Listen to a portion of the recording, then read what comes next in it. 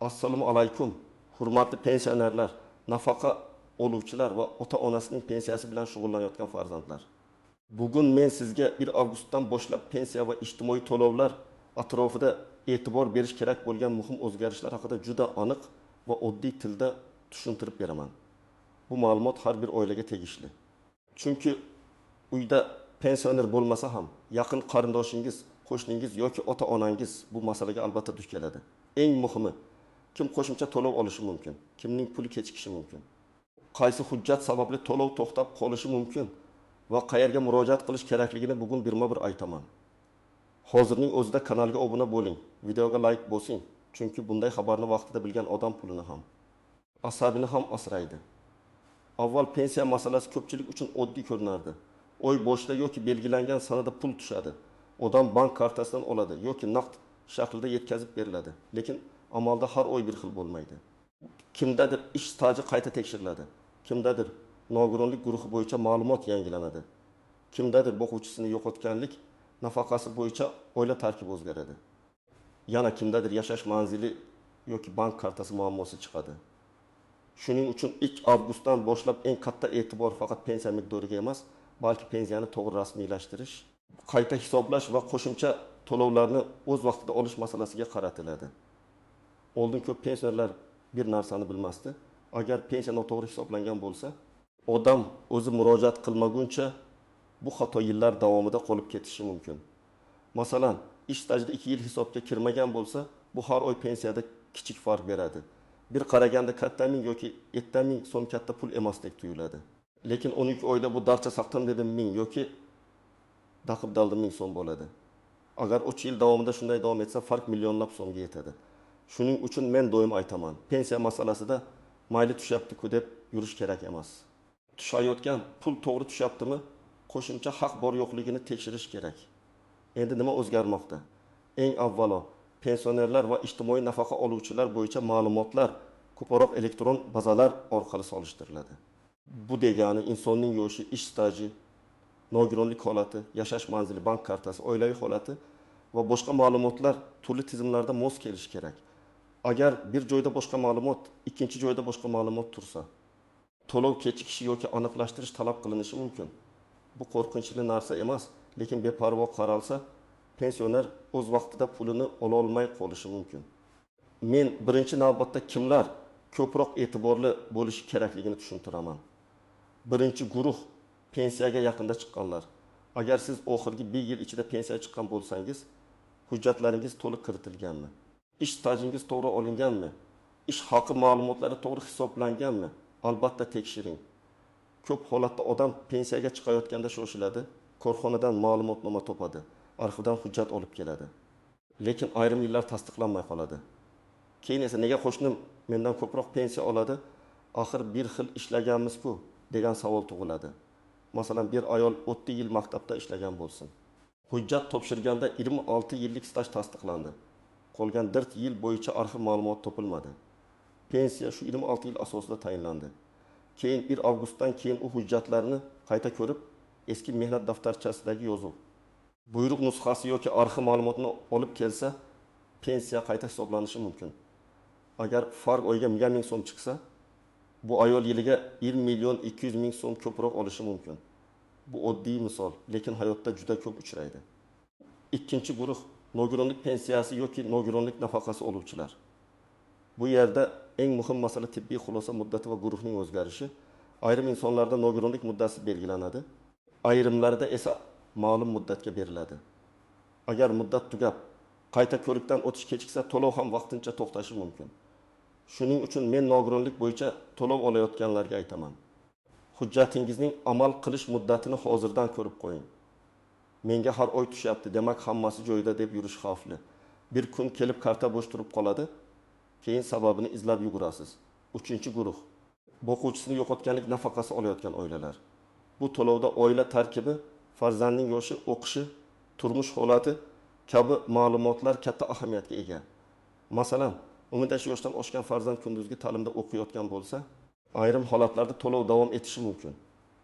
Lekin o'qish haqida ma'lumot vaqtida taqdim qilinmasa, tizim bu farzandni huquqi tugagan deb ko'rishi mumkin. Natijada to'lov kamayadi yoki to'xtaydi. Shu sababli avgust oyida o'qishga kirgan yoki o'qishini davom ettirayotgan farzandlarning ma'lumotnomasi, talabalar ro'yxati va tegishli tasdiqlarni tayyorlab qo'yish kerak. 4-guruh bank kartasi almashtirilgan, muddati tugagan yoki yo'qolgan pensionerlarga. Juda ko'p odam pensiya tushmay qolsa, darrov pensiyasi kesib tashlashdi deb o'ylaydi. Aslida sabab oddiy bo'lishi mumkin.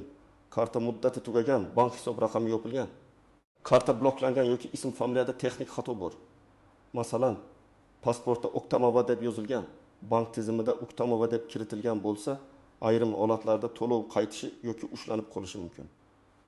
Bunday muammo kichik ko'rinadi, lekin pensioner uchun bir oy pul olmaslik katta qiyinchilik. 5-guruh yashash manzilini o'zgartirganlar.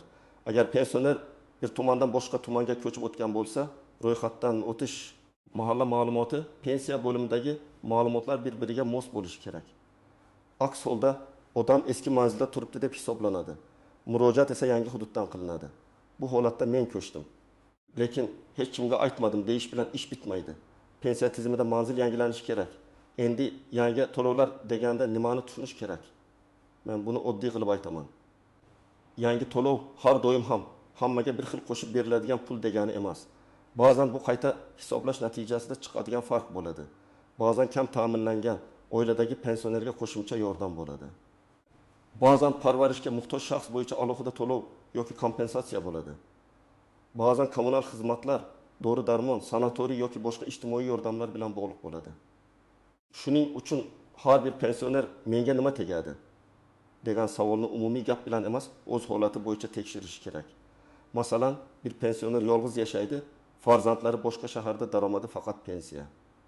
Uning pensiyasi 900 ming so'm atrofida bo'lsa, u ijtimoiy yordamga muhtoj sifatida mahalla orqali tekshiruvdan o'tishi mumkin. Bu degani avtomatik ravishda pul beriladi degani emas. Lekin u murojaat qilmasa, hech kim uning uyiga kelib, sizga yordam kerakmi deb har oy so'rab turmaydi. Murojaat, hujjat, tekshiruv va qaror bo'ladi.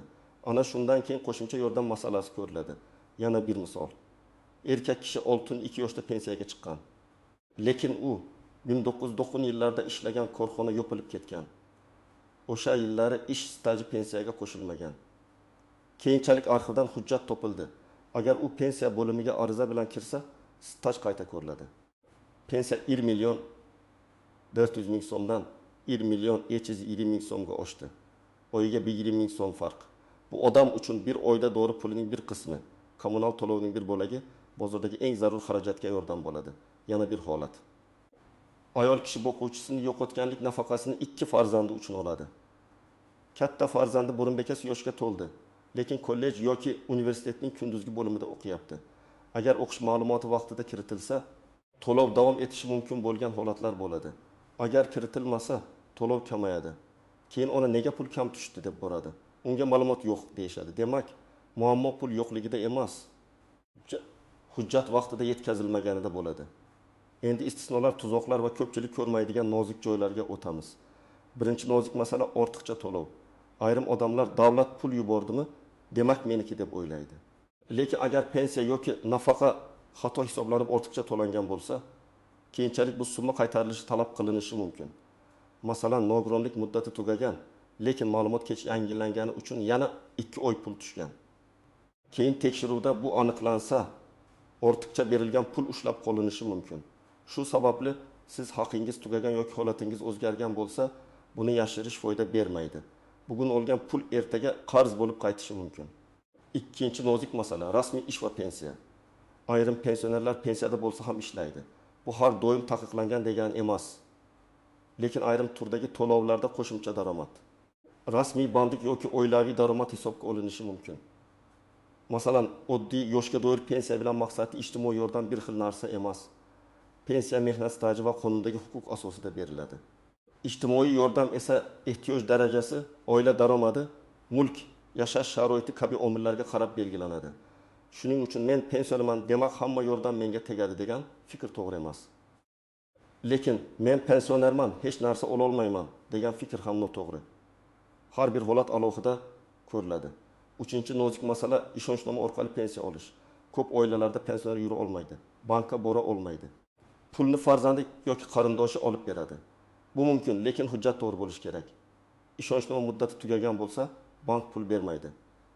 Pensionerning shaxsi tasdiqlanmasa, ayrim to'lovlar ushlanib qolishi mumkin. Agar pensioner og'ir ahvolda bo'lsa, notarius mahalla yoki tegishli idoralar orqali qonuniy tartibda ish qilish kerak. Og'zaki kelishuv bilan katta masalada yurish xato. 4-nozik masala, familiya, ism. Tug'ilgan sana va pasport ma'lumotidagi bitta harf xatosi. Men amaliyotda ko'rganman, ba'zan Abdullayeva o'rniga Abdullayeva, Jo'rayev o'rniga Jo'rayev, tug'ilgan sana 12 kun o'rniga 22 kun bo'lib qoladi. Odamlar buni mayda xato deb o'ylaydi. Lekin elektron tizimda bu boshqa odam yoki mos kelmaydigan ma'lumot sifatida chiqishi mumkin. Shuning uchun hujjatlarni tekshirganda faqat pul miqdoriga qarab qolmang.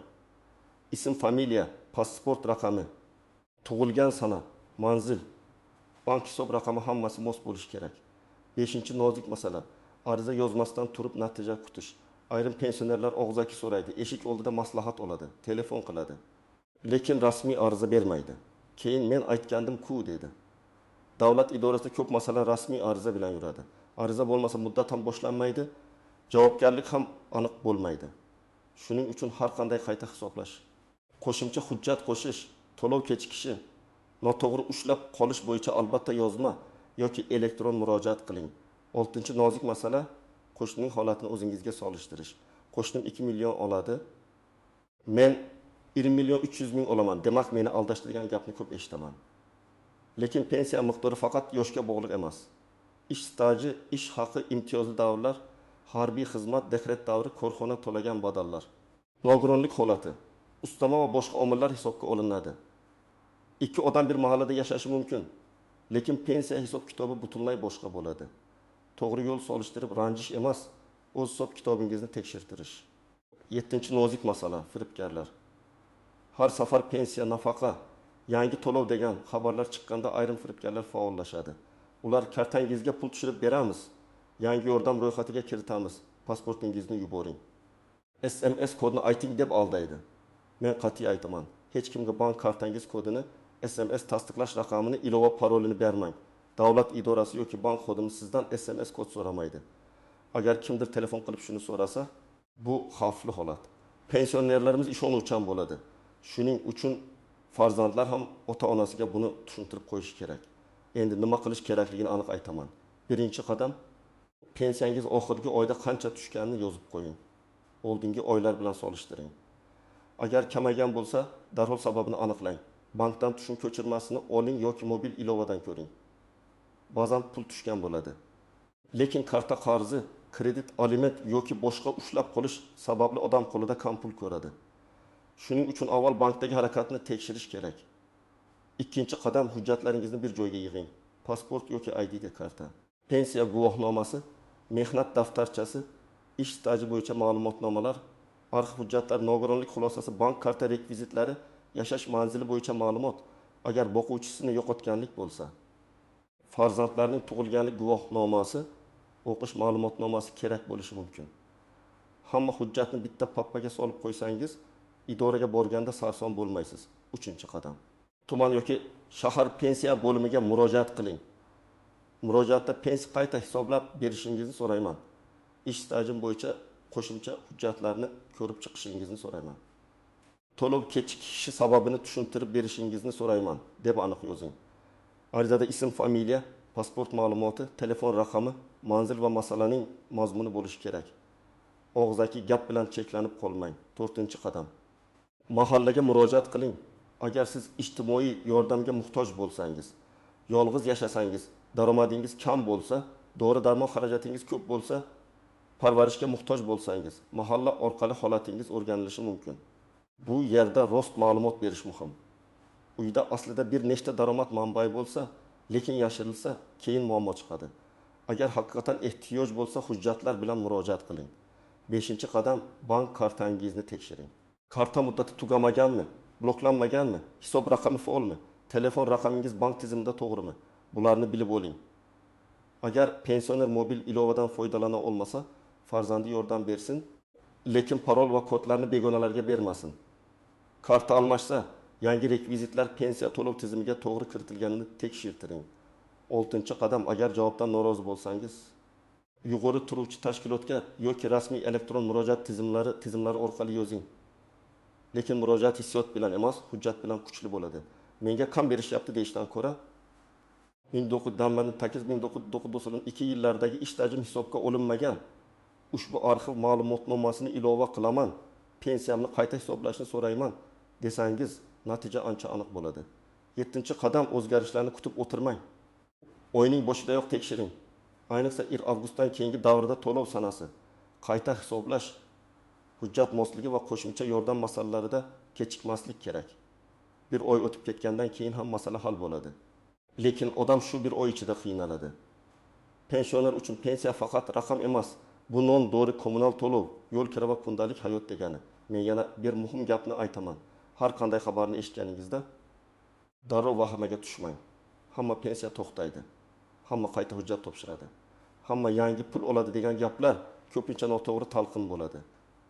To'g'ri yondashuv shunday. O'z holatingizni tekshirasiz. Hujjatingizni ko'rasiz, pul tushumini solishtirasiz. Kerak bo'lsa rasmiy murojaat qilasiz. Shunda siz mish-mish bilan emas, aniq ma'lumot bilan harakat qilasiz. Demak, 1 avgustdan keyingi eng muhim masala shuki. Pensiya va ijtimoiy to'lovlarda ma'lumotlar aniqligi, hujjatlarning to'liqligi, bank kartasining ishlashi, qayta hisoblash imkoniyati va qo'shimcha yordamga huquq bor yo'qligi alohida ahamiyatga ega bo'ladi. Kim hujjatini tartibga keltirsa, arizasini vaqtida bersa, bank va pensiya ma'lumotlarini tekshirsa, o'z pulini kechiktirmay oladi, kerak bo'lsa, qo'shimcha to'lov masalasini ham ko'rib chiqadi. Kim beparvo bo'lsa, oddiy bitta xato sababli pensiyasi kechikishi yoki qo'shimcha haqdan bexabar qolishi mumkin. Sizdan iltimos, izohlarda yozing. Sizning pensiyangiz avgust oyida o'zgardimi? Pul vaqtida tushdimi? Qo'shimcha to'lov yoki qayta hisoblash bo'yicha murojaat qilganmisiz? Boshqa pensionerlar ham sizning tajribangizdan foyda oladi. Videoga like bosing, kanalga obuna bo'ling va bu ma'lumotni ota-onangiz, qarindoshlaringiz va mahalladagi pensionerlarga yuboring. Men esa keyingi videolarda pensiya, nafaqa, ijtimoiy yordam va hujjat masalalarini yana ham aniqroq tushuntirib beraman.